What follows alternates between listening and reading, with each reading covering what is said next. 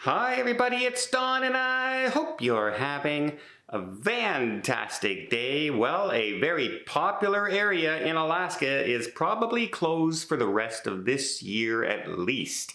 We also have a new port appearing in Sydney, and a lot of people aren't too happy about it because it's going to be a pretty long drive to get there. We also have a new policy at Princess for crew members that will probably upset a lot of them as well. And finally, we also have another tropical storm that is affecting cruise ships. Well, I used to get a ton of spam email. I would be inundated where like 1 out of 10 emails would actually be something I wanted to read. And you're saying, Don, what do you mean used to? That's right. I've gotten off of a lot of these mailing lists. Now, in case you don't know what a mailing list is, that's whenever you're searching the internet, you have data brokers out there who are collecting all that information and then they're selling it to people who are trying to sell you cars, and they're trying to sell you motorboats, and they're trying to sell you vacations. But not only that, there's people out there that sometimes get a hold of this information who want to steal your credit card numbers, your home address, your shopping needs, etc., to steal and make credit card fraud on your accounts.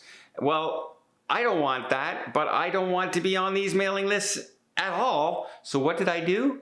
I signed up with Incogni. Incogni knows how to get you off of these mailing lists so your names and information is not collected by data brokers.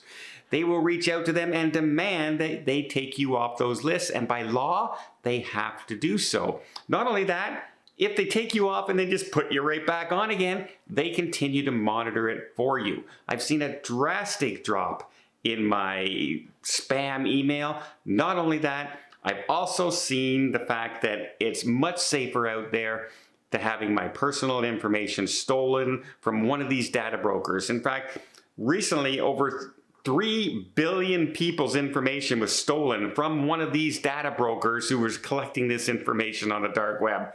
And if you were one of those 3 billion people, you might have lost some money in this situation. So that's why I'm really glad I signed up with Incogni. And don't forget, Incogni also has a 30-day money-back guarantee. So if you'd like to get off those lists like I did, why not give Incogni a try? Use my code FAMILY and follow the link down below and get up to 60% off your subscription. You could also use the QR code right here. I'm glad I did. I'm sure you will too. And it really does cut down on your spam, and it keeps your personal information much, much safer. So in our first story, we have the Carnival Firenze, which is sailing on the west coast of the United States up into Cabo. Well, it's had its 5-day itinerary completely changed. Now, it's keeping the same ports, it's just reversing its itinerary so it can stay ahead of the storm that's happening in that area.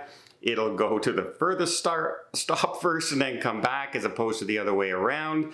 So basically, the days that were supposed to be sea days are now land days. The days that were supposed to be land days are now sea days. It really messes up your excursions, shall we say, which are going to have to be all reorganized and rebooked before they get on the ship. So yeah, a little bit of a mess going on there, but better to keep everybody safe and sound. We also have a new policy for Princess, which is coming out against visible tattoos. Now, the only ones that were banned before were facial tattoos and neck tattoos. Now they're saying basically any visible tattoo, arms, legs, stomach, etc., cannot be visible. They have to be covered up, including your sleeves, when you have your arm done, or etc. Well, they can be covered up by uniforms, shirts, or actual sleeves that will cover up your arms, etc., which is a big change. They say they're doing this to be aligned more with the other brands of the cruise line. From Carnival Cruise Line has this in place as well. And it will be a big change for some. And I wonder if this is going to also be something that they're going to have to do for, say, the dancers and the singers on board as well, because, you know, the costumes that are on there, sometimes, you know, they show a lot of leg or they'll show a lot of arm and stomach. And some of the dancers do definitely have tattoos on board. I wonder if they're going to have to cover those up as well. That's going to be a bit of a challenge for the seamstress on board, trying to keep the continuity of all the dance numbers, if that's the case. Not sure if it is, but we'll have to wait and see if that happens. That all has to happen by September 25th, as a matter of fact. So yeah, big change for the crew members. Next, we have a very, very popular area that is, you know, Tracy Arm Fjord. One of the most photographed places in Alaska. It had, earlier in August, it had a landslide, caused a little bit of a mini tsunami in that area, and the area had been closed due to unstable area, you know, ground, and could be more landslides in the future. You wouldn't want to be on a cruise ship, have a landslide, and have the waves kind of push you because it's a narrow passageway, right? A little bit dangerous. So cruise ships haven't been going in and out, according to the Alaska representatives, and they say, well, even the upcoming sailings here in September, Cunard has just canceled one of their sailings on the 25th. It looks like this will most likely stay closed until the end of this year at least, and we'll see what happens when next year opens up. Instead of going to Tracy Arm Fjord, they are now going to be going to Endicott Arm. And, you know, it is a little harder to see the glacier there. It's a little further away because you can't get into the narrow passage sometimes, but they often have boats there that will take you on an excursion close by if you want to get close to the glaciers. A little bit disappointing, but safety is safety again, and Mother Nature sometimes just tells us, hey, you can't come here for a while. That's usually the way a lot of things work these days. And finally, we have, after what, 20 years now of debate and argument, etc., and things being thrown out in Sydney for a third cruise terminal. Where can they put it? Because you cannot get the Icon class, you cannot get the World America, you cannot get ships of this size into Sydney because of the side, you know, the bridge, the limitations of going in and out. So they've been debating where to put this cruise terminal, and it looks like one of the leaders now for a destination is Wollongo. I'm sorry, I don't know if I'm pronouncing that right, but they put in, the city council there has put in a bid that looks like it's leading the way now, and things seem to be leading in that direction. The big change is it's 90-minute drive from the bridge to get there.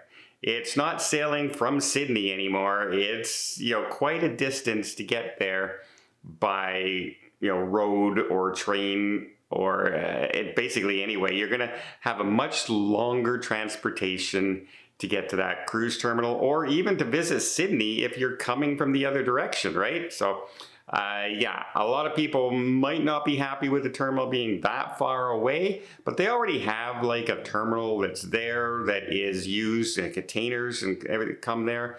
And it seems like the city council is very gung-ho to have cruise terminal there, possibly building some new hotels, etc., that will bring in some new tourism dollars and bring in some money. So we'll have to see what happens, but that seems to be the new leading candidate going forward. Let me know what you guys think. Do you think they're being overcautious in Alaska? Or do you think, hey, no, I don't want to be going through a narrow fjord in Alaska and have a landslide affect my cruise ship? That would probably be a really bad situation. Well, I hope you appreciate this video. If you did, please give it a thumbs up. Want to see more tips, more tricks, more travel vlogs from around the world? Hit that subscribe button. Until next time, have yourself a safe and a great vacation.